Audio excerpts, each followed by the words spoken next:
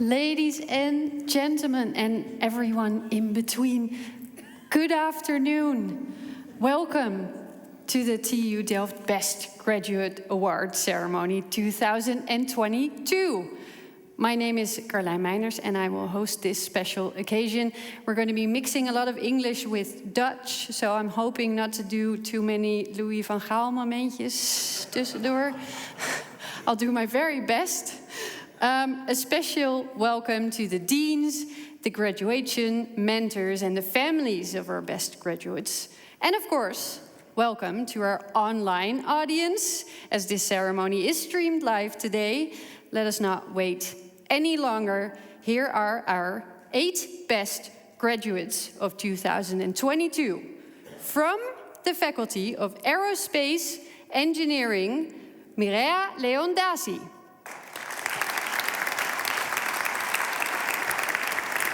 From the Faculty of Architecture and the Built Environment, Jacopo Zani.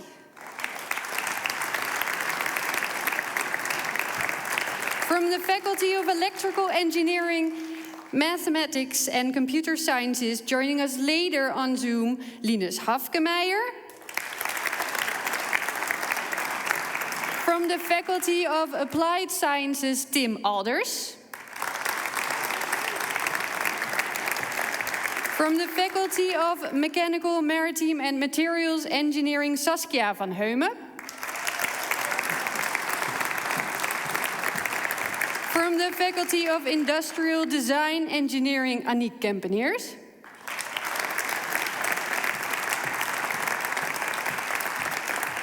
From the Faculty of Civil Engineering and Geosciences, also joining us later via Zoom, Teus van Dam.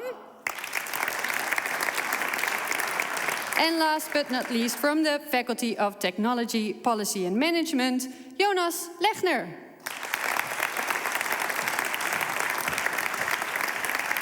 Welcome 2022 Best Graduates. Please take a seat. Welcome everybody here, welcome everybody who joined us online. Today, the best graduates will each showcase their exceptional graduation work, and together we will celebrate this. Each one of these talented engineers has delivered an excellent master thesis. Their research shows how consent practices on digital platforms can become more equal, accessible and democratic. Has developed a method to compute the collision probability between space objects. Has developed a method to precisely visualize lymphatic vessels in patients. Proposes a methodology to reinvent and discover new ways to live together again after a former company town has fallen into abandonment and decay. Their research considerably improves our ability to image the near surface by developing new algorithms to image the seismic velocity of the near surface. Has designed and developed a highly innovative system to automatically analyze security vulnerabilities in software programs and understand their potential risk. Has developed a state-of-the-art agent-based flood model in downtown Shanghai to understand the role of households to adapt to climate change in reducing coastal flood risk. And has constructed a whole new framework of looking at fundamental ion conduction in battery technology. I mean, this is some mind-blowing stuff. You will understand why I can't do this by head. This is a lot of very complicated research, very impressive research. Of course, that, in combination with the range of the subjects, makes it almost impossible to choose the ultimate best graduate of the TU Delft. Luckily, this very difficult task is in good hands with this year's jury.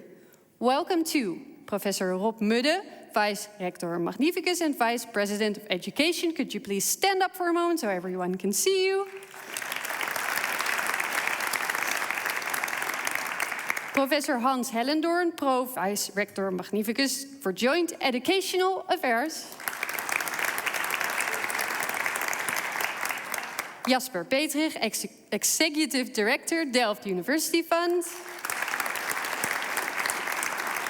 Professor Kees Fuik, winner of the 2022 Best Professor Award. And engineer Zhu Ming Xia, TU Delft Best Graduate from last year. This whole ceremony is organized by Delft University Fund. Jasper, may I please ask you to take the floor and officially open the TU Delft Best Graduate Award Ceremony 2022. Dank je wel.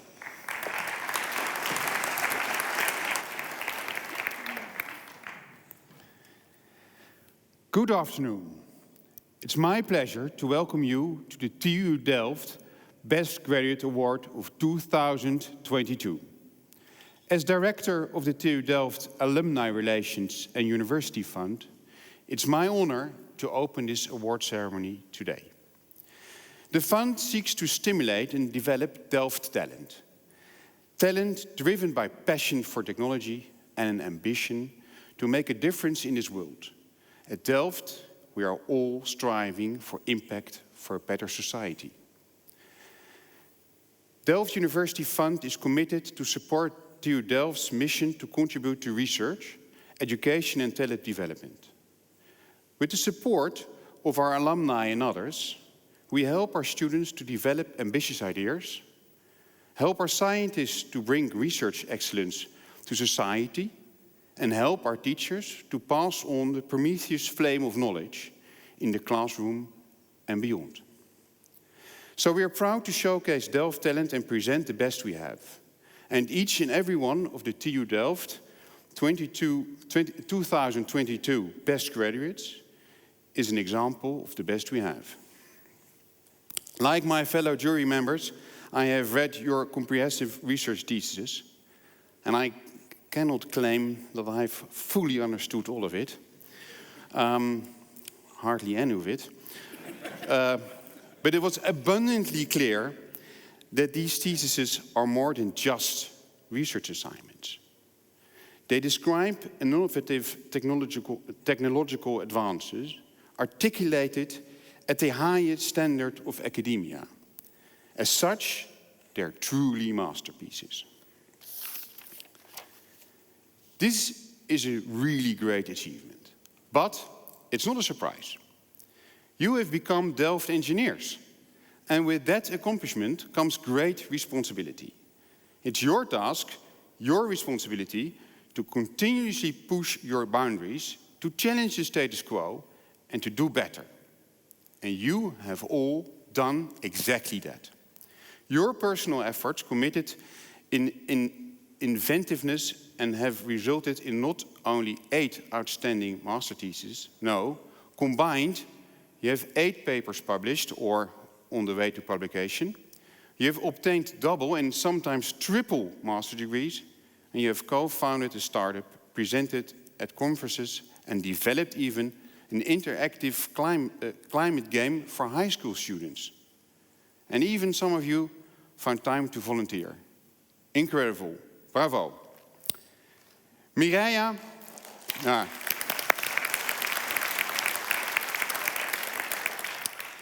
Mireia, Tim, Jacobo, Teus, Linus, Aniek, Saskia, and Jonas. You're all winners, and you're all excellent. You have been named the 2022 Best Graduate of your faculty. And also important, you have now joined the TU Delft community of over 110,000 proud alumni working all over the globe to make a positive impact on society. Congratulations. You are the very best TU Delft has to offer, and each of you is undoubtedly on the road towards a very, very bright future. On behalf of the Delft University Fund, I congratulate you all. And it is my distinct pleasure to give you the floor as best graduates of 2022 and present your inspiring work. This is your day. Enjoy and shine. Thank you very much. Thank you, Jasper. Thank you.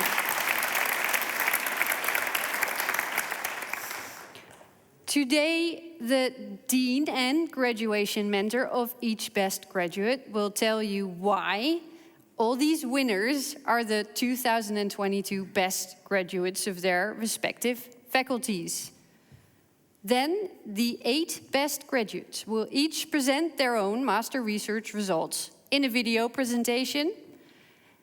But first, let me tell you a little bit about the awards. Each best graduate receives the Best Graduate Medal, the Certificate of Excellence, and a personal prize of €1,000. Ultimately, the jury, of course, will announce and present the 2022 Delft Best Graduate Award.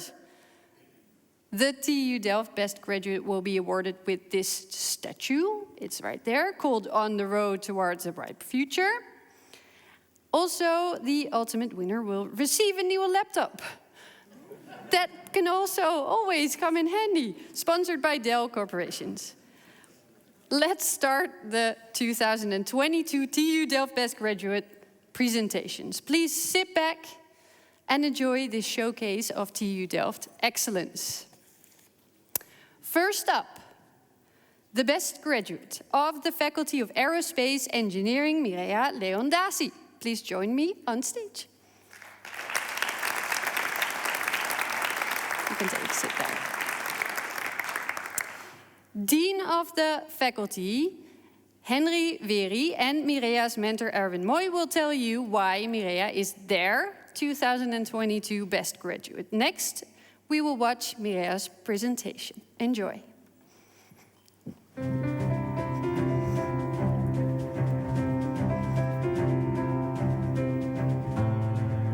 We are proud to introduce Mireia Leondasi as the 2022 Best Graduate of the Faculty of Aerospace Engineering.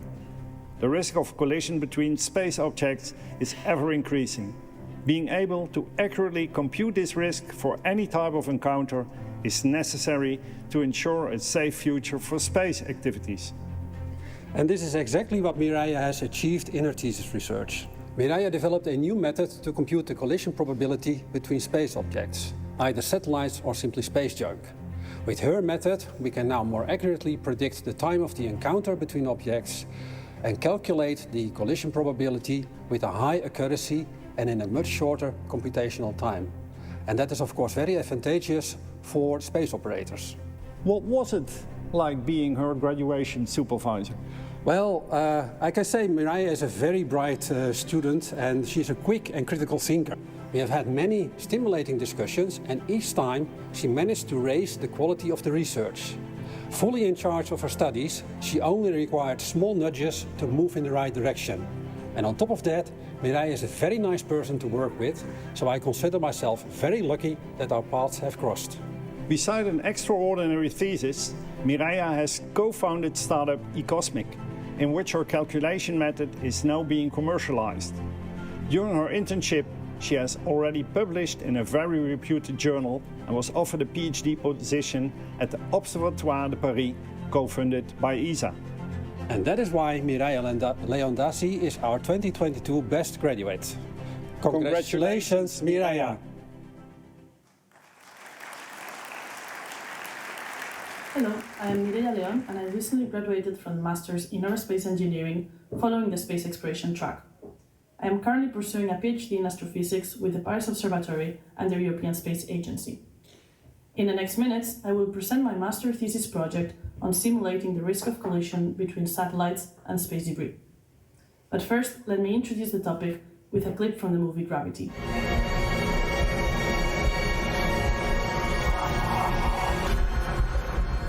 As you can see, a lot of small fragments approach the International Space Station at very high speed, with fatal consequences. Of course, this is a fictitious scenario, but it is not so far from reality. There are currently millions of pieces of debris orbiting the Earth that will pose a threat to active satellites. And due to the very high speed of these objects, a collision with even a millimeter-sized particle can destroy a satellite subsystem, as we can see here in the image. Current algorithms that predict the risk of a collision have limitations due to the underlying assumptions that force satellite operators to either overestimate the collision probability, which increases the cost of operations, or ignore the threat, which has an associated risk. In this thesis, I developed a methodology that overcomes these limitations. Mainly, we drop the assumption that the satellites are spherical, which is not true in most of the cases, as we can see here for the International Space Station. Instead, we model the objects as a combination of spheres, and we obtain a more accurate risk assessment over the satellite body. Applying the method to several real-life collision scenarios, we achieve a fast computation of the collision probability with an increase in the accuracy and the predicted collision time. 1 month before submitting my thesis, there was a very unfortunate anti-satellite missile test that created hundreds of debris that threatened the International Space Station. As you can read in this tweet, the risk was not properly quantified and the astronauts had to take shelter. This was a good opportunity to apply my method, and we discovered 10 potential collision threats, but by using the more accurate multi-sphere model, we confirmed that the risk of collision was extremely low, thankfully. This reaffirms the need to develop more robust collision assessment methods, and I hope to contribute to this task as part of Ecosmic, a startup that aims to support sustainability in space operations and that I'm part of. Thank you, Mireia. Thank you for that.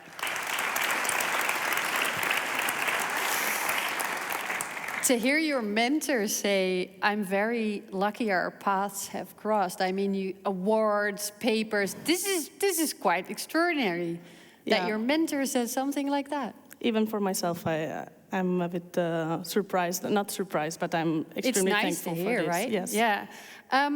What was the most challenging part of your research? So I think that to develop the algorithm, it takes a long time. So even if the thesis is 7 months plus 2 literature study, more than half of the time is devoted to developing the algorithm, and then you perform verification and tests with it. So for about 4 months, I was doing the code, and there are not really that many intermediate checks that allow you to know that what you're doing will work. So right up to the moment where I had the entire code done, I didn't know if it would accurately predict collisions or not. So you don't know if all those months of work are going to work out. Exactly. Yeah. And actually, the first time I checked, it didn't work. it was not good. But then it turned out I had like some bug in the code, so it was easy to solve. But easy fix. Okay, yes. good. Yes. I can imagine because collisions with debris, well, we saw it could cause lives. You have to make sure your model is perfect. Can you remember the moment where you thought, I'm now confident enough that this will actually work? Yes, so basically I was verifying with some collisions that already happened in the past. So unfortunately there have already been collisions between satellites, and we have the data from those collisions. So I was using that to check how the algorithm works. And at some point I was verifying, and I could predict with a very high time accuracy. And at that point I was like, okay, I'm confident now, and now we go to test with more cases and see how we can further improve it, but we are already happy with the results. And at some point it's going to happen real time. Yes. They're actually going to use it and see whether it works. Yeah. Yeah, this is the idea, yes. Very exciting. Yes.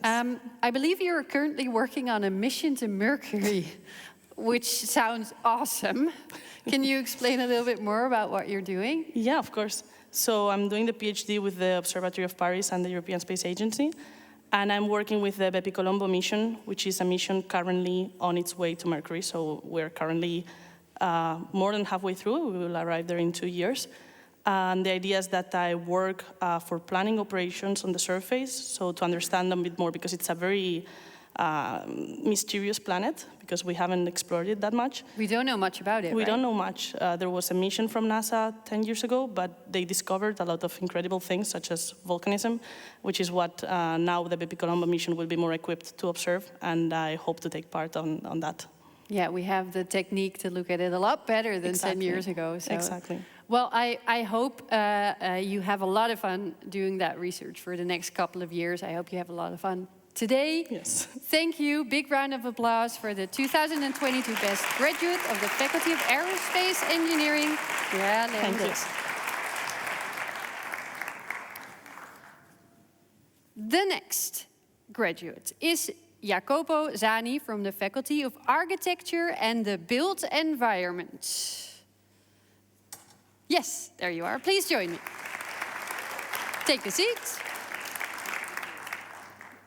Dean of the Faculty Dick van Gameren, and Jacopo's mentor Lianne de Wit will tell you why Tim is their 2022 Best Graduate. we will afterwards watch Jacobo's presentation.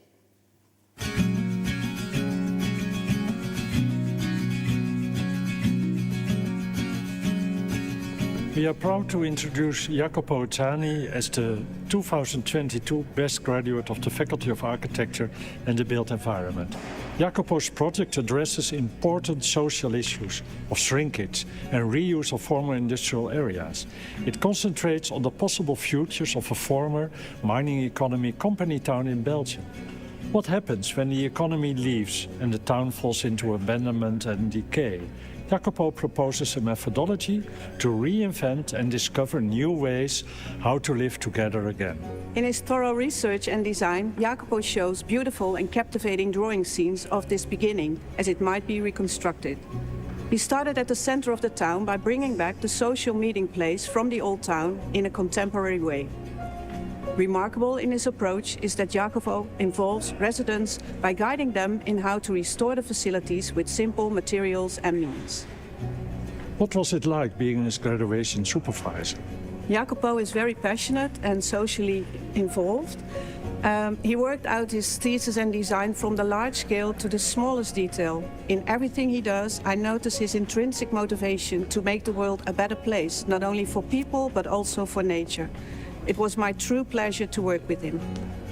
Besides developing a most excellent thesis and design, Jacopo was invited to present his work at the 2022 Architectural Biennale in Rotterdam. The exhibition Future Generation showcases the best architectural graduation projects realized recently in Belgium and the Netherlands. And that is why Jacopo Zani is our best graduate of 2022. Congratulations, Jacopo. Jacopo. Hello and good afternoon. My name is Jacopo and I recently graduated from the Faculty of Architecture and the Built Environment. I am currently in Zurich, where I have the opportunity to further develop the thesis I will present with a PhD in the field of landscape and urban studies.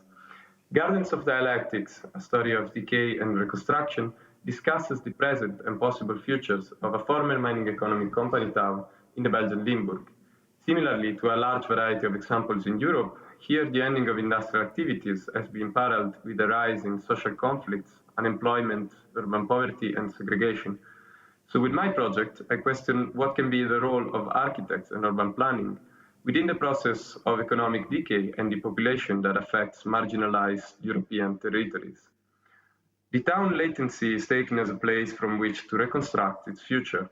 The center, where former institutional buildings are falling into ruin, is used as a testing ground where inhabitants are guided in restoring facilities with simple materials and means.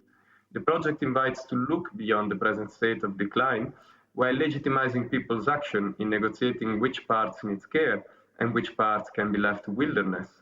In this sense, fragments of the surrounding natural worlds are allowed to enter the settlement, establishing a dialogue between community and the landscape to reimagine their lost identity. The outcome of the project is not that of a final product, but rather a speculative process of incremental transformation. The proposal allows for some things to fall apart while re-establishing roots and foundation within which people and other living things can live together with mutual respect and dignity. Proposing innovative methodologies that accept decay and question the Western notion of growth, rethinking traditional urban planning and sustainability in their ideological roots. Thank you. Thank you, Jacobo. When I'm hearing built environment, buildings, I think of buildings, infrastructure, but for a design to work, for in this case, you really have to understand people as well. Was that on your mind a lot?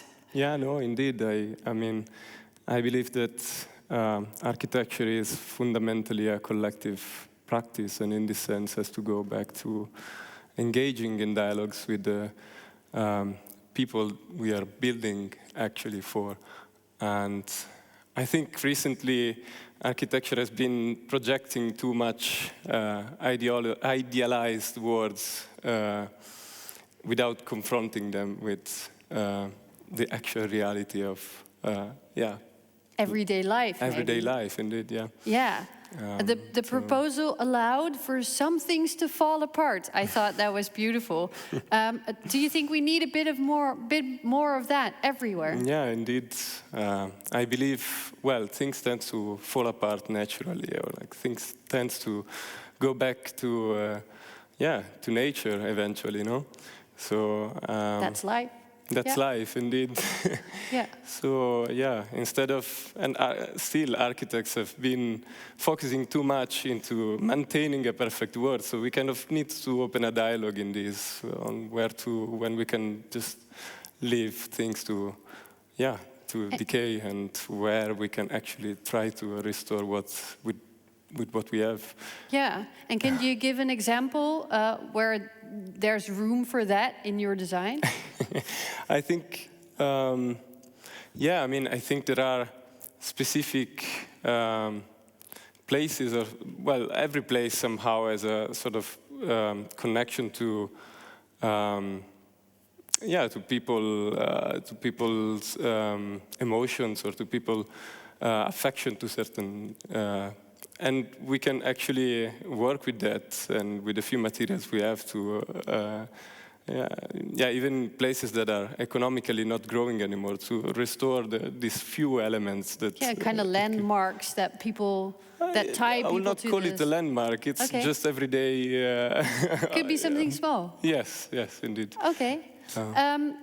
Do you think you answered the question a little bit already? But do you think the role of architects is changing or should be changing? Yes. I think, the profession of architecture is facing a crisis, I believe. And in this sense, we have to find alternative way also to formulate our own commission somehow.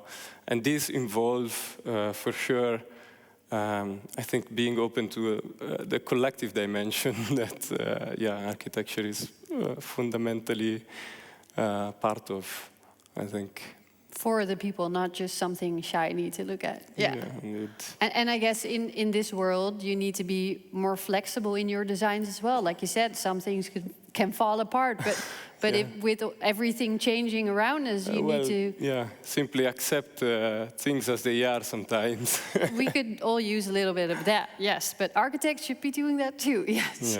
Yeah. Okay, well, thank you so much. Ladies and gentlemen, the 2022 Best Graduate of the Faculty of Architecture in the Built Environment, Jacobo.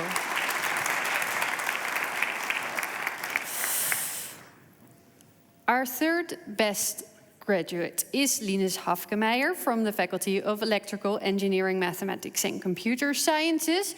And we're going to try to connect using Zoom, which is always a bit exciting. I'm going to move over here. So hopefully we can see him on the screen. There he is. Hi. It's working. Yay. Can you give him a big applause? Because he wasn't there before. Dean of the faculty, Lucas van Vliet, and Linus's mentor, Andrea Cortinelli, will tell you why Linus is their 2022 Best Graduate. And afterwards, we'll watch Linus's presentation.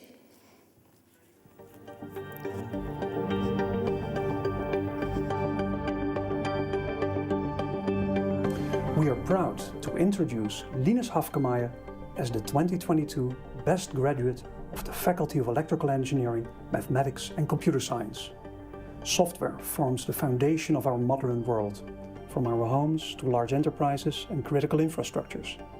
That's why it's extremely important to protect software from vulnerabilities or outside security threats. Linus' thesis goes in this direction and presents a novel way to address some of these challenges, leading to a more secure digital society. In his research, Linus designed and developed a highly innovative system to automatically analyze security vulnerabilities in software programs and understand their potential risks. And what's more is that the approach that Linus designed is so-called non-invasive, meaning that his system produces highly reliable results and is easily applicable to potentially any software. What is it like being his graduation supervisor? It was my true pleasure to supervise Linus. What I particularly appreciated is how Linus was seriously motivated to do something scientifically relevant and novel. And for this, he was always self-critical and always questioning whether there would be a better way to solve his challenges. During his work, Linus demonstrated an excellent attitude to identify and solve research problems, and he worked very independently, designing the approach by himself and posing concrete questions and well-defined plans.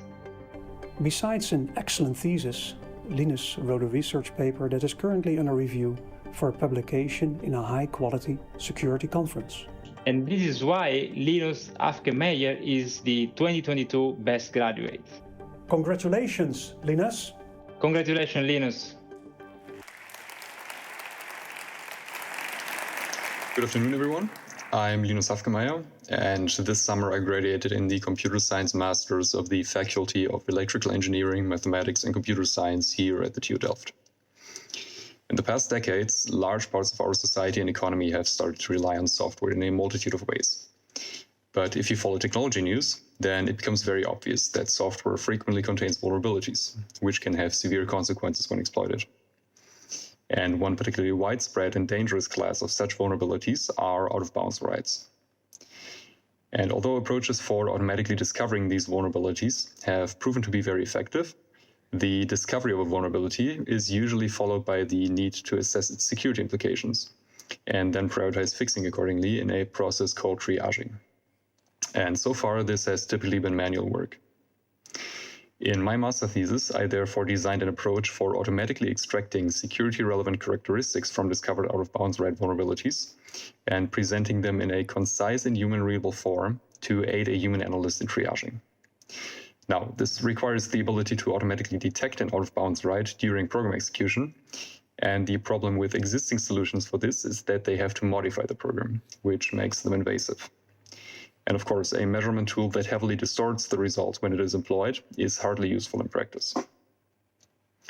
We solve this by running the program in a simulated computer and observing its behavior from the outside without interfering with it. One of the major challenges with this is that such monitoring requires high-level semantic information that is typically lost during compilation, which is the process of transforming human-readable source code to machine code. We tackled this by developing a methodology for extracting such information during compilation, and thereby developed the first non-invasive out-of-bounds write detection approach, whose performance we show to be largely on par with the existing invasive state-of-the-art, and even exceeding it in several scenarios. So by using our approach, an analyst can now automatically generate a concise summary of a vulnerability's security implications, and thereby prioritize fixing accordingly. This not only makes the process of triaging easier, more accessible, and cheaper, it also shortens the time between the initial discovery of a vulnerability and the release of a patch, thereby making programs and everything that relies on them, such as cars and medical devices, more secure. Thank you.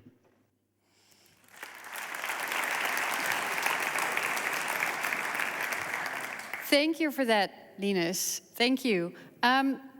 This might be a very silly question, but if we know software suffers from these problems, these out-of-bounds writes, can't we just design the software better? Yeah, certainly. But it is, so the thing is that software is insanely complex, right? If you look at modern operating systems or the software running on cars, it's millions over millions of lines of code. And humans are just not made to handle such complexity. And there will always be mistakes in the work that humans make. And there are some progresses in that direction by using programming languages that basically prevent such vulnerabilities from occurring in the first place. But that is still a pretty long way to go. So for the next few decades, we will still have to deal with such It might still improve, yes. If you're looking into something like this, you, of course, also have to think about whether what you are making is safe or can be hacked or whatever. How did you handle this problem? So it being hacked is not really an issue, I guess, because we are using a virtual machine, so a simulated computer. So everything that happens that we do is or stays contained within this computer.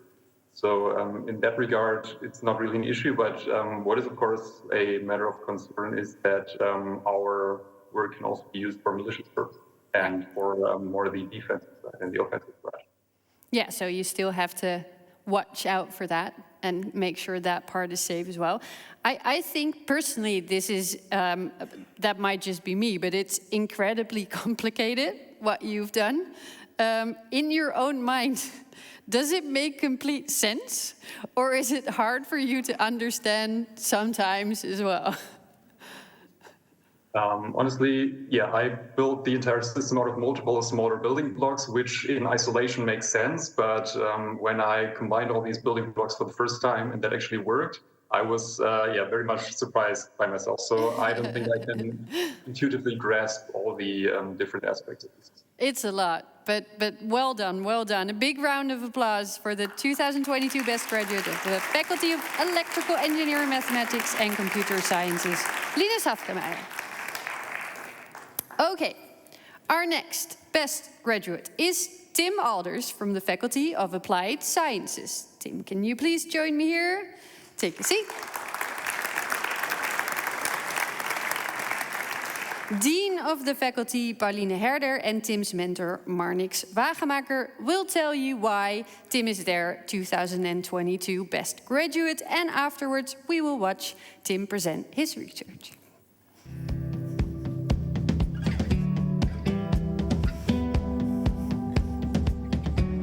We are proud to introduce Tim Alders as the best 2022 best graduate of the Faculty of Applied Sciences.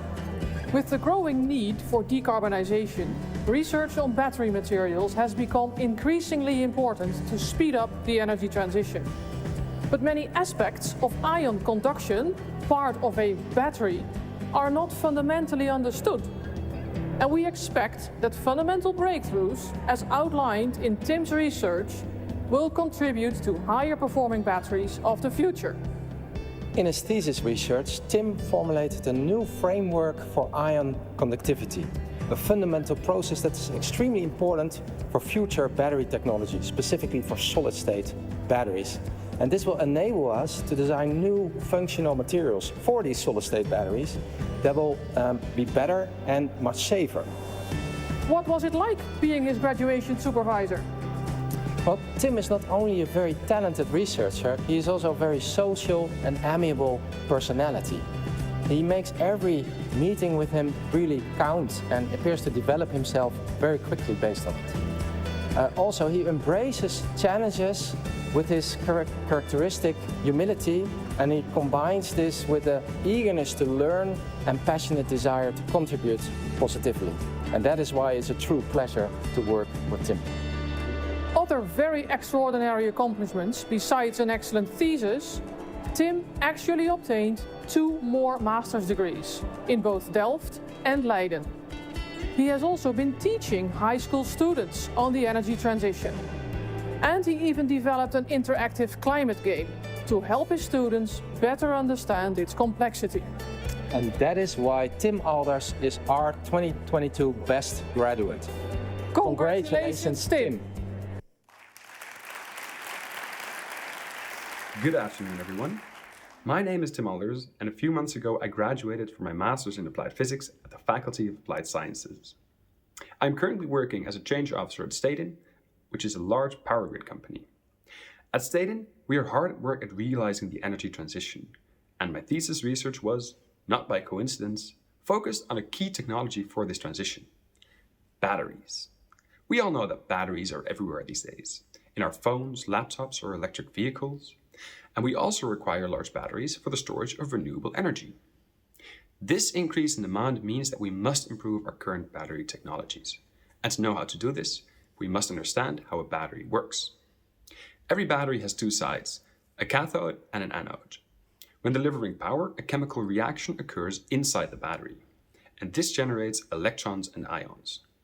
The electrons move through your device, supplying power to it, and the ions move through the center of the battery through the so-called electrolyte. Well, one way of improving the battery is by changing this electrolyte material. In standard batteries, the electrolyte is generally a liquid. But what happens if we take a solid as electrolyte? This could improve the safety and energy density of the battery, but how do the ions move when they seem to be stuck in a crystal? If we understand this conduction mechanism better, we are more capable of designing improved battery materials. And therefore, this conduction mechanism was the main focus of my thesis. By studying 3 very similar materials, we aimed to deepen our understanding of this mechanism. In the project, we evaluated the bonding interaction between the moving ions in the crystal and the structural changes in the crystal during this move. We did this partially experimentally and partially through quantum mechanical calculations. And with this, we learned 3 important things. Firstly, we learned that the nature of the bonds inside the electrolyte is essential for how well the ion is conducted. Secondly, we found that a good description of the bottleneck of the conduction path helps us more accurately predict the conductivity.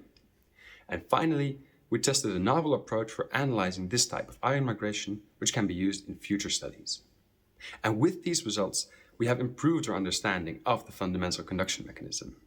And while these results unfortunately do not directly provide the ultimate battery we need, they can directly be used in the development of new electrolyte materials that may help create the battery of the future.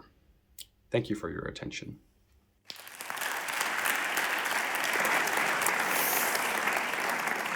Tim, you looked at solid electrolytes because this would make safer batteries with a higher energy density. Why is that? Yes, I think a very reasonable question. I mean, there's so much to do when looking at a battery, and not just the relevance, but also the battery in itself. When we talk about solid electrolytes, we're talking about a new generation of battery technologies, which is interesting because, well, take, for example, airplanes. Most people are aware that you cannot take standard power banks in your, you have to take it in your hand carriage. You cannot take it on the airplane sometimes, stuff like that. That all has to do with the volatility of the battery. And the problem in the battery in itself is actually there in the electrolytes. The liquid that is that's inside the battery, that is what causes the safety hazard. And if you change that by a solid structure, you eliminate that hazard. Why is liquid unsafe? Yeah, without going into too much of the detail there, because we could be sitting here for a long while in that case. We'll just be an hour late, that's fine, go on. It all has to do with the decomposition of the liquids. Okay. So for example, if you put electricity on water, you get hydrogen gas, which is flammable. So this is also the reason why you should never ever put a knife in your phone battery, because it will start exploding. Good to know. Yeah. I was just going to do that this afternoon. Right? Yes. I know, yeah. Now I won't anymore. Oh. You looked at different solid electrolyte materials. Yes. Do you have an idea what would work best? Sorry, what material would work best? What material would work best? Well, I specifically focused in the end on a sodium solid-state electrolytes. And this choice for sodium as a core material was a very deliberate one. And the reason for that is because if we look at current battery technologies, we're mainly looking at lithium-ion batteries, and lithium... We don't have enough lithium either, so that's... Exactly, we don't have enough lithium. Also, lithium is very expensive. Yes. So what if we change the core components of the battery and we swap out lithium for sodium, which is chemically very comparable, but it's much more abundant, and it's also a lot cheaper. So in the end, yeah, so when it comes to types of materials, lithium has its advantages, but sodium batteries really have a very key role that they could play, for example, for the storage of large-scale energy for renewable energy. Sounds very promising. I heard your mentor say you're a very nice person, you embrace challenges, several degrees, a bit of teaching on the side. You're making us all look a bit bad, Tim. Was there not a single moment in all those years of research where it wasn't not easy? You're just so relaxed. Yeah, no, definitely. Relaxation does help make life a lot easier. I bet. But no, there definitely has been. I mean, the reason that all of this was possible is because I'm pretty sure that it's just because genetically speaking, I got a good brain. But it got more difficult, especially the last couple of years when my mother unfortunately fell ill. And that meant that over the past 3 years, life has really been a balance, and has really been about finding balance between being there for my family, being there for myself, taking care of myself, and still trying to do awesome things in academia or at work. So yeah, finding that balance has at times been a true challenge. But I hope to succeed. I guess it's an experience that has also taught you a lot about what, like you said, balancing things. Exactly. I mean, it does really go to show what at the end of the day is important. I mean, achieving excellence and doing great things in academia is wonderful as long as you never forget what is truly important at the end of the day. And that's really what it has taught me. Yeah, and that's basically looking after yourself and then everyone around you. Yes. Right? At least for me it is, yeah. Okay, I think that's all we need to know for this moment. Tim, thank you so much. Thanks. Tim Alders.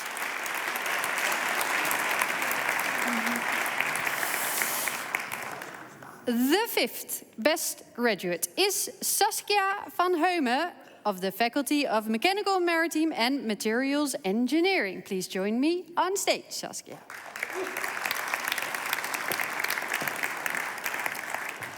Dean of the Faculty Fred van Keulen and Saskia's mentor Gijs van Soest will tell you why Saskia is their 2022 best graduate, and afterwards we'll hear Saskia's presentation.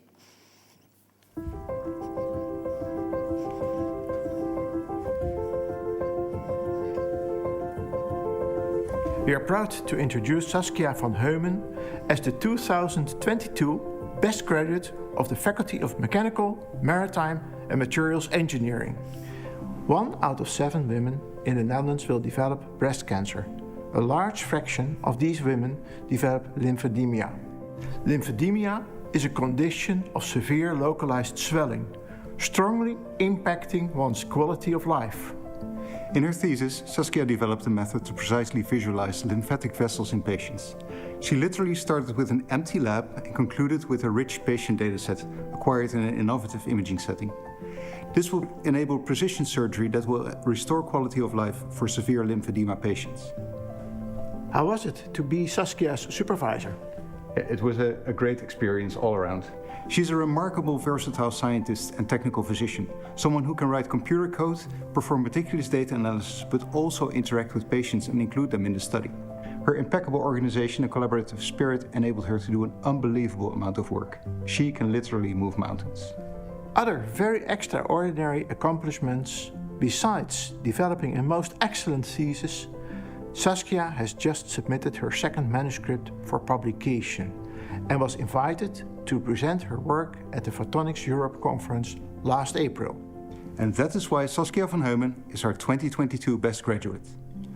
Congratulations, Saskia.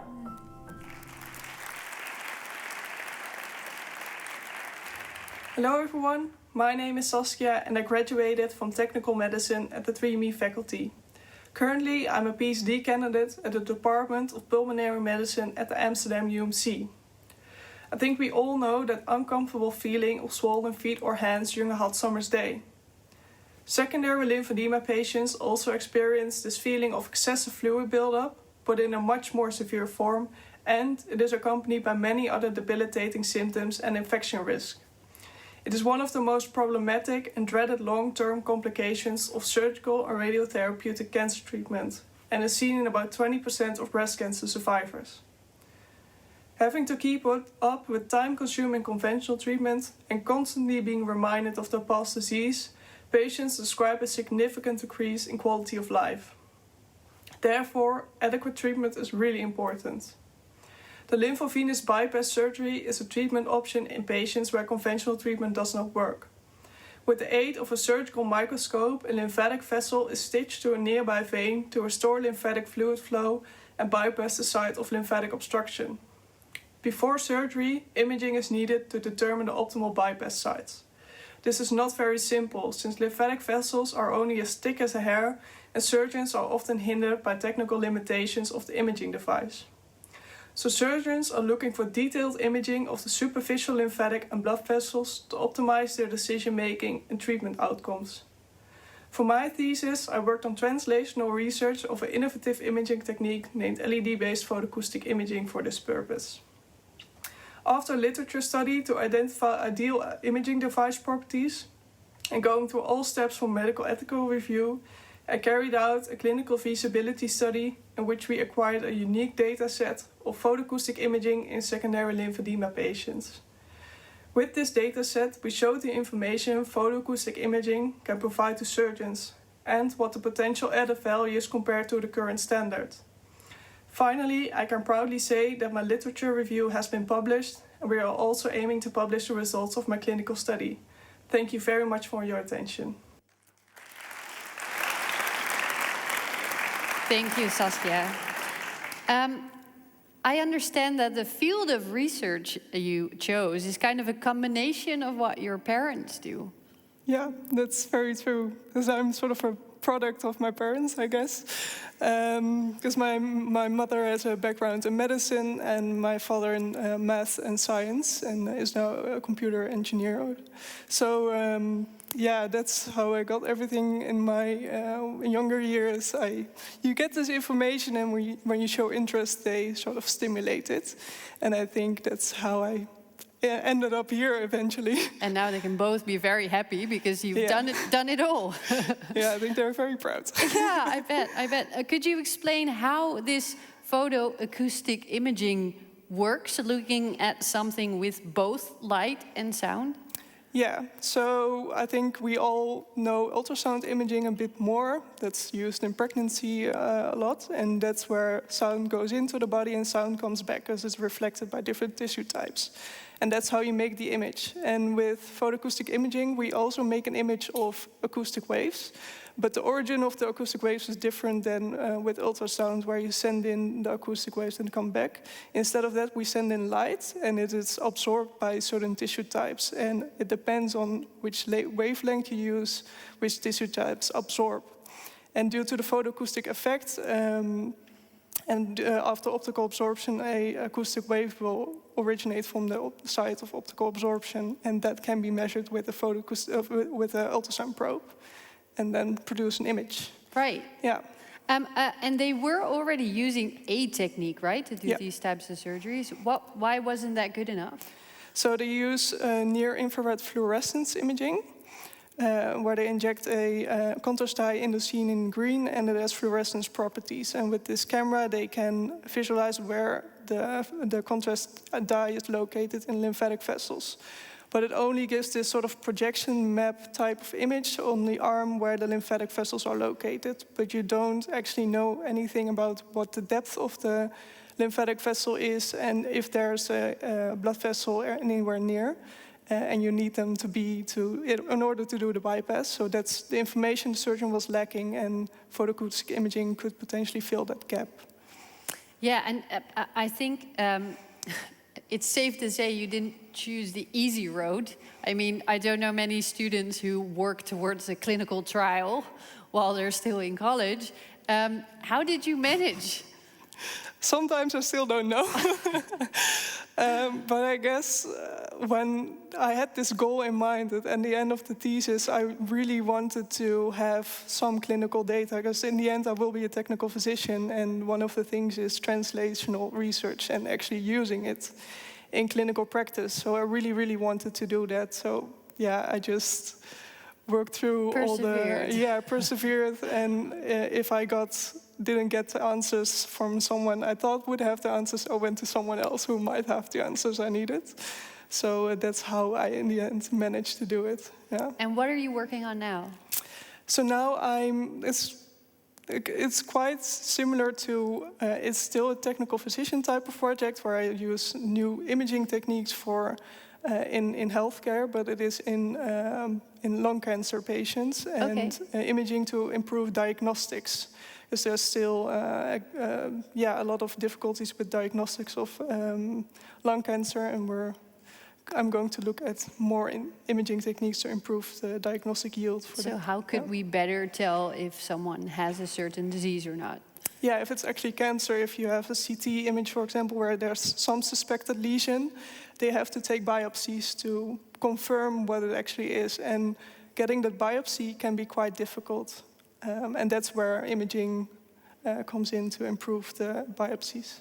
Well, best of luck with that as well. Thank you, Saskia van Heumen.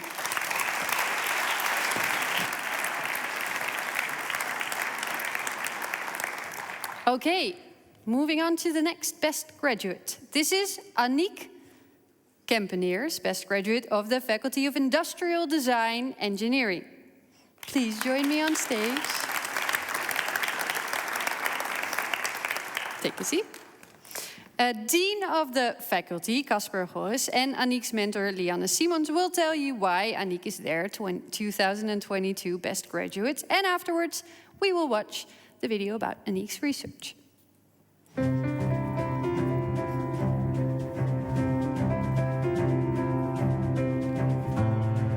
We are proud to introduce Aniek Kempeneers as the 2022 Best Graduate of the Faculty of Industrial Design Engineering.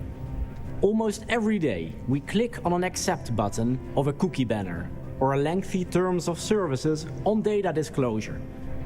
This is how digital platforms harvest our data and continue to process it. This raises ethical concerns related to the spirit of the law on data privacy and broader societal issues. The point is that when we click I agree, we are not really provided with a choice to decide on consent. And so people grow increasingly concerned about disclosing their data. Aniek redesigned data disclosure in a two-sided long-term relation in which trust is developed over time. Next to that, she developed a novel design approach based on future values and relation-centric inquiries. Her thesis has laid out the groundwork for how consent practices on digital platforms can become more equal, accessible, and democratic. What was it like being her graduation supervisor? It was a delight to be part of her project for so many reasons, and I like to mention her strong ethos, her personal drive for having the next generation accessing their rights. Foremost, she impressed with her profound logos, her super systematic way of building a groundbreaking flow of argumentation. Aniek achieved summa cum laude for the 2 master degrees of Strategic Product Design and Design for Interaction, both at our faculty. She has written a journal article and a paper for one of the most prominent conferences around the world. She has also become a well-respected expert in our Design Roadmapping Master course and the European network of Decode Labs. She surely has the potential to become the social design expert of democratic data design. And that's why Aniek Kempeneers is our 22 best graduate. Congratulations, Aniek. Congratulations, Aniek.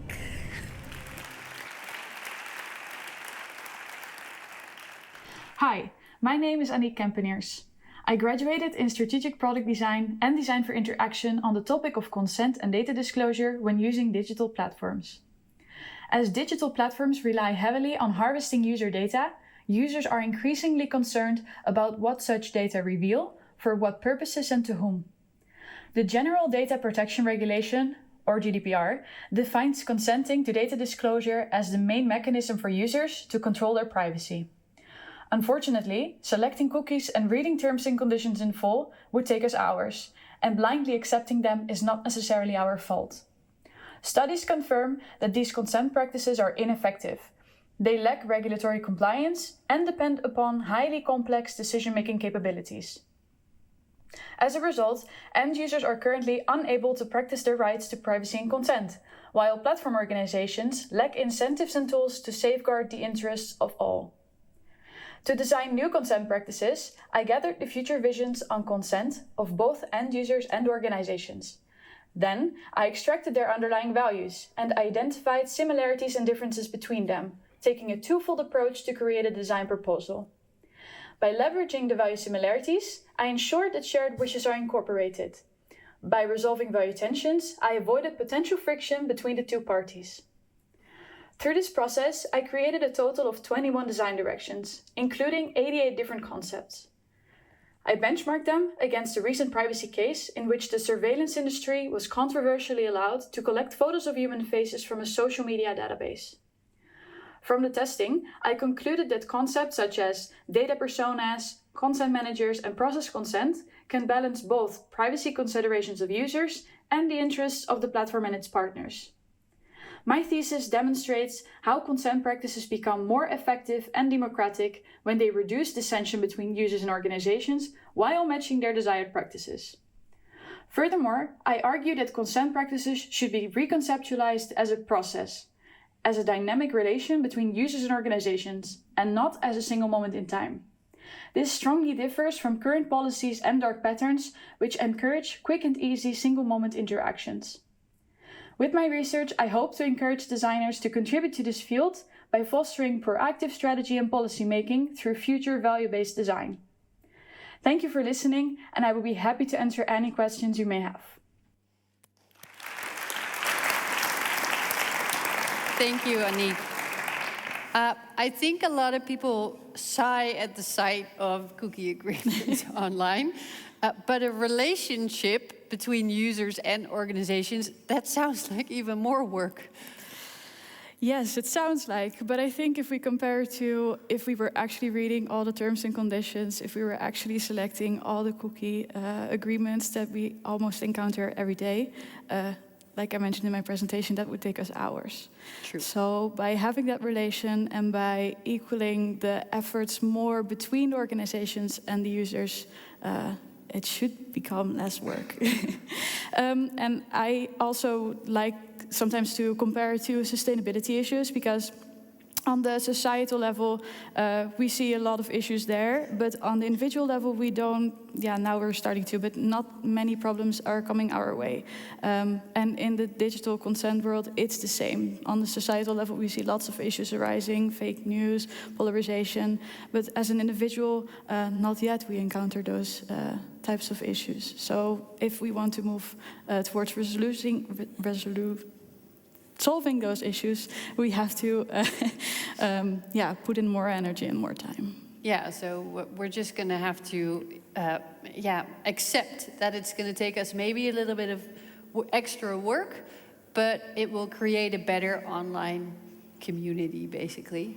Safer online experiences. Yeah. If you look at what users and what company wants online, obviously, it's not the same. What is the biggest mismatch? I would say right now, consent is very much a matter of compliance for organizations. And for users, it's something that also people often don't understand the consequences of that.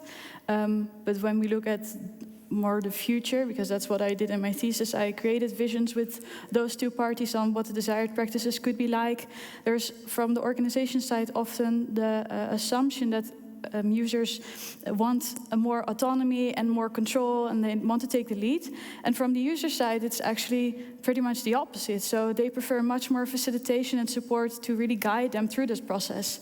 And if you everyone's pointing at each other. Yes, everybody is pointing at each other. And if you expect that might happen, then you can already take it into account in your design proposals. Are you hopeful that it's going to improve? Yes, of course. If they use your models, then yes. Like I said, there's, of course, I uncovered these tensions between these two groups about their visions on desired practices, but there's also many similarities and many shared values and, shared ideas on what consent and data disclosure in the future should be like. So if we focus on working towards that, I'm very positive. Okay, let's finish with that.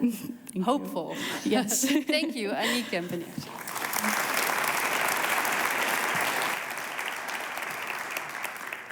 The next best graduate is Teus van Dam from the Faculty of Civil Engineering and Geosciences. We're going to do a Zoom test again. He's actually on a boat. Hi, Teus. Can you hear us? Hello. This is pretty amazing that it's working. Me? Thank you for joining us. It really is, yeah. Dean of the Faculty, Dirk Jansen, and Teus' mentor, Kees Weemstra, will tell you why Teus is their 2022 best graduate. And afterwards, Teus will present his own research.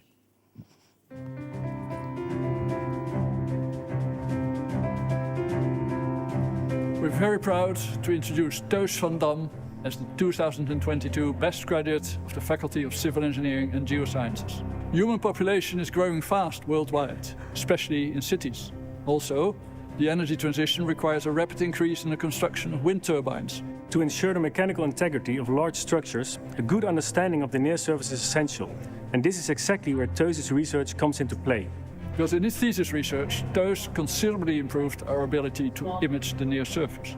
He achieved this by developing new algorithms to image the seismic velocity of the near surface. Having a good understanding of seismic velocities in the near surface matters, as these velocities are a proxy for the ability of the near surface to support large structures such as wind turbines or skyscrapers. Okay, so what was it like to be the supervisor of Teus? In one word, easy. And it was easy because Teus conducted his research so independently. He has proven to be a hard and diligent worker, a very smart student, an independent and enthusiastic researcher, and a very pleasant person to work with. That's great, and that's why Teus van Dam is our 2022 Best Graduate. Congratulations, Teus. Hi, I'm Teus van Dam, a recent graduate from the Applied Geophysics program at the Faculty of Civil Engineering and Geosciences at the TU Delft. Currently, I'm working at geodata company Fugro as a geophysicist. As we all know, the human population is growing fast, putting immense pressure on existing infrastructure. This goes hand in hand with increasing rates of urbanization, while space becomes ever more scarce. In determining the ideal location to build infrastructures like skyscrapers, wind farms, or bridges, a three-dimensional model has to be made to assist in the design of the foundation for this infrastructure. Contrarily to drilling or poking into the subsurface, due to their invasive nature, geophysical subsurface characterization techniques form an efficient and environmental friendly option in determining the structure within the subsurface. A niche and very novel technique in seismology, in which the TU Delft has been conducting extensive research over the past decades, is passive seismology. This technique is based on the concept of measuring ambient seismic noise produced by, for example, cars, or waves or wind for a longer period of time, and then through a mathematical algorithm, this signal can be used to mimic the signature of an active seismic source. Geodata company Fugro uses this concept to provide clients with a subsurface seismic velocity characterization on an urban and industrial scale. The goal of my thesis was to use a novel inversion algorithm from literature, which was designed and intended for a more seismological scale, meaning tens to 100 kilometers. To scale this algorithm down to fit in, let's say, tens to 100 meters, and to test if this could potentially improve Fugro's current workflow. Through the numerical modeling, I was able to conclude that this algorithm is highly suitable for this reduced scale problem, and time allowed me to go further. In this reduced scale, obtaining in situ velocity measurements, for example through using a borehole, suddenly becomes feasible. By populating the prior term within this probabilistic inversion algorithm, using such borehole velocity values, I was able to constrain the inversion to contain all prior available velocity data. Thank you for your attention, and please contact me for any questions.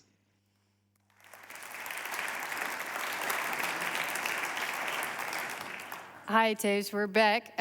Could you please tell us where you are? Because it's pretty amazing that we're talking to you right now. So I'm currently somewhere on the North Irish Sea on a research vessel. That's amazing. So good of you to join us today from your research vessel in the ocean. Your algorithms, Teus, help to image the structure of the near surface, but they are also good news for the climate, right? Yeah, in theory it is, because the entire idea of using this algorithm is to decrease the uncertainty in the shear wave velocity characterization we obtain. And when we get in simple terms, get a better image of the subsurface, this could, for example, mean that we have to use, or we could use less, let's say, concrete. And as concrete is a big polluter with respect to, for example, CO2, it could be beneficial for the climate. Yeah, let's hope it is. What was the hardest part of this research?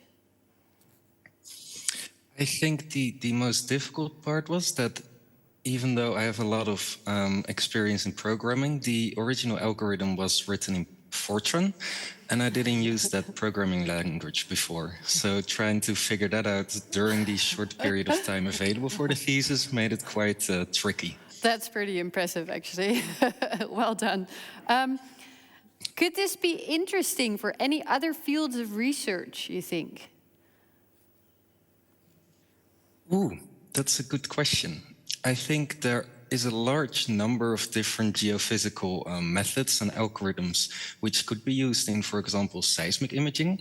But this particular algorithm that I've used, I don't think it's necessarily very practical in, Very for specific. example, medical imaging or... Yeah. Right. If you could improve it even more, is there anything you would think of right now to make it even better? Yeah, so for example, the current algorithm is not able to handle any, for example, topography in the 3D model. So implementing topography, that would be, of course, let's say the topography often varies on specific sites. So I think implementing the topography would be a very good step forward. Okay. Last question, very quick. What are you doing right now? So currently we are acquiring data which is meant to be used in the design for offshore wind farm foundations. So my role is a borehole geophysical logging engineer. So that means that after a borehole is drilled, we put some measurement devices into the hole and then we acquire all kinds of different geophysical data. Okay, that's also very interesting. Best of luck over there. Thank you for now. Teus van Dam. Thank you.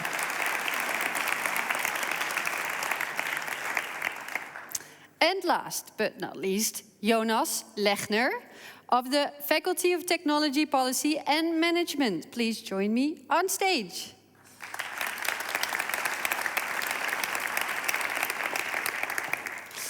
Dean of the Faculty, Aukje Hasselt, and Jonas's mentor, Tatjana Filatova, will tell you why Jonas is their 2022 Best Graduate, and afterwards, we will watch the last presentation.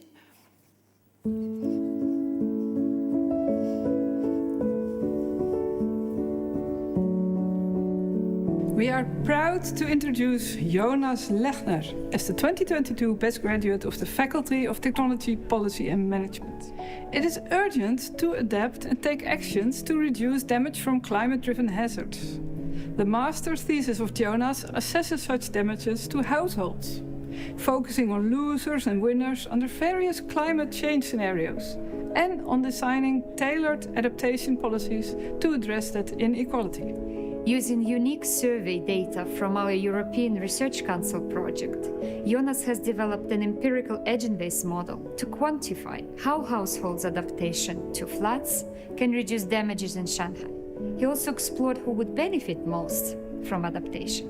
It is one of the first examples worldwide to have such an advanced model with both climate scenarios and behavioral microdata developed for a city in the global south.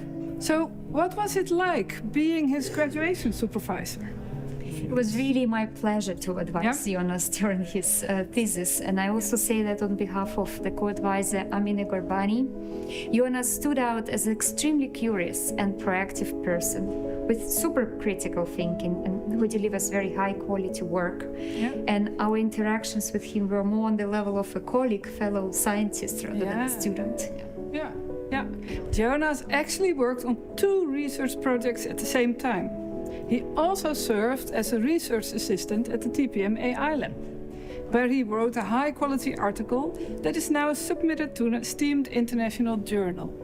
Notably, Jonas has also been devoting his efforts to voluntary work. This highlights his ability to successfully plan time across multiple activities that contribute to society and to wider sustainability.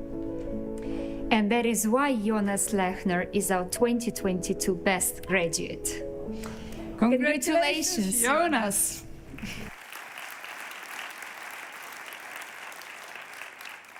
Hello everybody, my name is Jonas Lechner. I recently graduated in Complex Systems Engineering and Management at the Faculty of Technology, Policy and Management at TU Delft. I'm currently working as a Senior Business Analyst at Kearney, a global management consulting firm. In the following 2 minutes, I will present my thesis on the role of household adaptation in reducing coastal flood risk in Shanghai. Research shows that climate change intensifies the frequency and severity of floods, the most devastating and costly climate-related hazard. Government adaptations, such as dikes, are important, yet insufficient in the face of worsening hazards. If these top-down measures fail to mitigate the damage of climate-induced floods, individuals are left vulnerable. Therefore, additional adaptation is necessary at all levels of society. My thesis focuses specifically on the adaptation of households and tries to understand their role in reducing flood risk. To do so, we created a state-of-the-art agent-based model. This is a simulation model where households, the agents, have heterogeneous properties and interact with each other and with the environment. We apply this model to downtown Shanghai in China. Our results show that household adaptation can play an essential role in reducing flood damage in downtown Shanghai. However, our results also indicate that this autonomous household adaptation alone is insufficient to keep pace with the increasing severity of climate-induced flooding, as it is limited by barriers in the form of adaptation measure costs or regulations. Therefore, additional policies are needed to overcome these barriers. These policies should take into account differences in the adaptation uptake among societal household groups. Specifically, our results indicate that households with lower income and worry adapt measurably slower, which makes them more vulnerable. Overall, this thesis provides new insights for the flood risk management debate. On the one hand, we provide context-specific insights on the aggregate impact of household climate change adaptation on flood risk in China. On the other hand, our results show how different societal groups adapt, which can help design tailored flood risk management policies that allocate resources to the societal groups that need them the most. Thank you very much. Thank you, Jonas. Actually, your work kind of shows that people adapt in different ways. Is that something that has been overlooked for a very long time? I think it's becoming, or people are becoming more and more aware of it. There's a discussion about the inequality of climate change. You've been probably following the COP in the last days, and specifically there's shown that there's an inequality between nations, between the global north and the global south, those that cause the problems and those that mostly suffer from them. But also if you look within countries, there's also, differences in societal groups. Some are more able to adapt than others. And I think this is something that, is very important to also look into and not neglect. We've just been looking at it as just countries, not as different groups in every country, or even in a city, for instance. Yeah, this is becoming a research field that is more and more looked into, and specifically what I have done using an agent-based model, which I think is very well suited to study this. This is sort of a model where you can, you can model from the bottom up, so you have individual households, and they each have different characteristics, and they interact with each other, and then you can look at what comes out on a system level. And so this is a quite cool technique to look at how different groups in society adapt, and within the let's say flood-related research. Those ABMs have so far not very often been applied to study those differences between societal groups. So my thesis has been, one of the first, specifically in China. Could your model work anywhere in the world? As it is very data-driven, actually you could, by just changing the data, So yeah, you could apply it basically to any country. There are lots of different data that goes into it. I would say the key data, that's also what Tatjana mentioned in the video, is the survey data that builds the foundation for how I model how people actually behave, how they perceive floods, and how they then adapt. And this is very scarce data that is quite difficult to get the hands on. And so if you have this data, and then also all the other data that comes with it, the flood maps that tell you at which location the water level is how high, and also the housing maps that tell you at which location which house is placed, what characteristic that house has. Is it an apartment? Is it a normal? Is it what kind of building is it? And also then the all that comes into the risk assessment. So if you have all of that, if you have all of that, you can apply it to any location, basically. Yeah. You mentioned the climate conference already. What did you think? You must have followed it as well. Yeah. So it's sort of there's two sides to it. On the one hand, it's sort of it underlines the necessity of the work that's been done on climate adaptation, because that was a quite big focus point also at the conference. On the other hand, it's a bit sad that we are at that step, and that we are almost that people overlook the mitigation and jump straight to the adaptation. It's like we've already said, well, that's going to happen. So let's think of how we adapt, which is also a good thing, of course, because you have to. Well, if we don't do that, then that would be worse. But of course, that is only one of the ways. Yeah. Definitely. Okay. Thank you, Jonas. Thank you very much. Lechner. Thank you so much.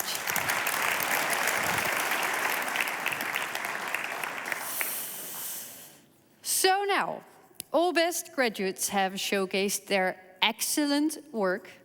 But of course, we're here to choose an overall winner.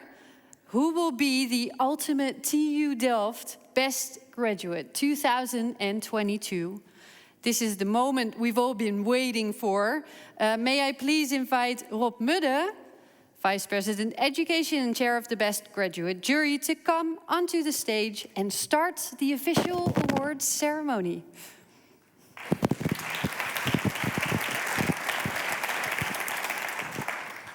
As I mentioned, let me first congratulate our 8 best graduates of the faculty: Mireia, Timothy, Jacopo, Teus, Linus, Aniek, Saskia, and Jonas.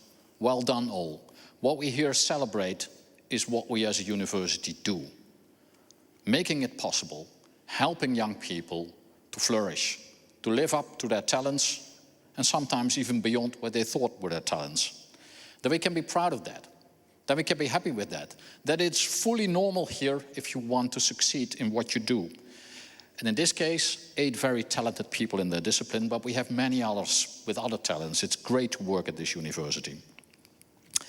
And as Jasper Patrick already said in his introduction, we as a jury all read the thesis, and I as Vice President of Education could claim that I understood them all. But I will not. That claim cannot be made. The level is incredible. The depth is enormous. And the variety is unbelievable. Nevertheless, as jury, we had to come with one name for one winner. So let's end the suspense. This year's winner is...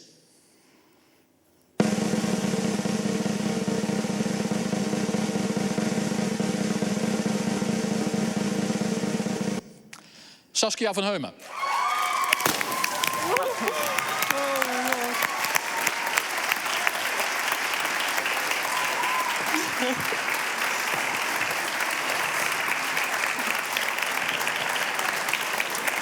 Saskia. Dank u wel. Congratulations. Thank you. 2 tokens for you. One is the official reward with the signature of the university, and the other one is to make that visible. Our TU Delft Best Graduate Stage. Thank you Congratulations very much. again. Thank you.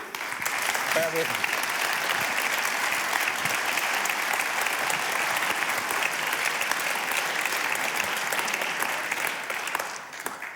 Because, dear audience, you might wonder why Saskia. You've seen 8 contributions. They're all marvelous. And it brings me to where to start. Perhaps I could start by saying that Saskia is, in fact, the first graduate of our Faculty of Mechanical Engineering. You're the first one to win the award of being best graduate of our university. But that, of course, didn't play any role in the decision of the jury. Nevertheless, we are very pleased.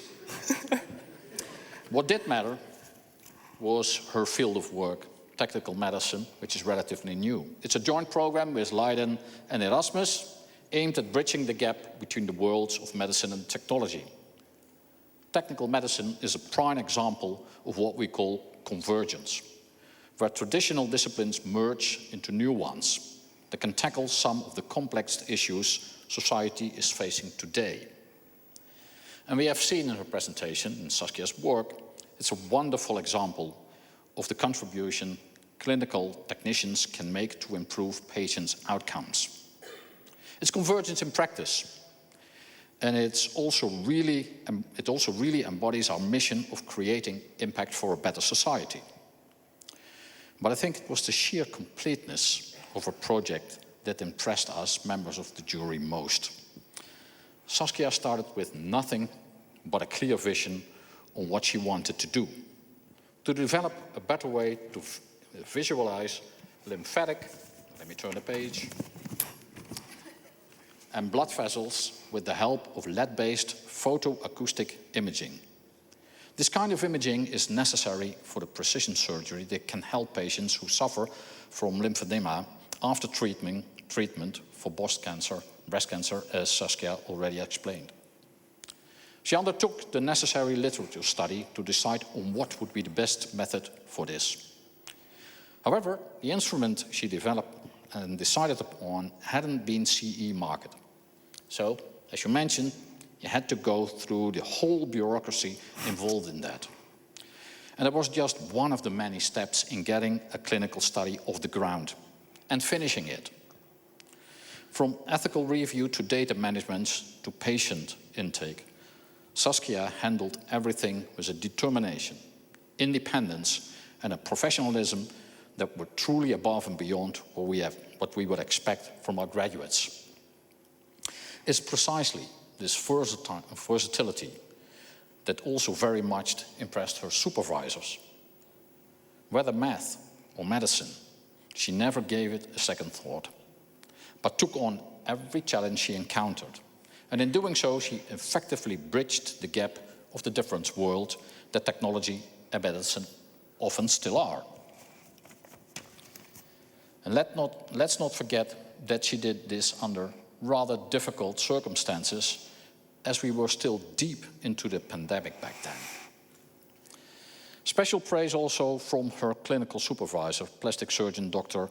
Dalibor Vasilic, who changed some of his own routines after feedback he got from Saskia on the intake of outpatients for imaging.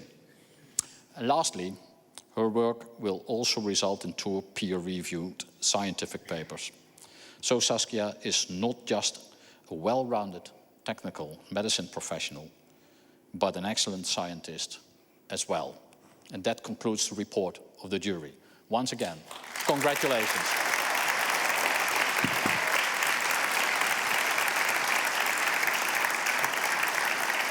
What does winning this mean to you, Saskia?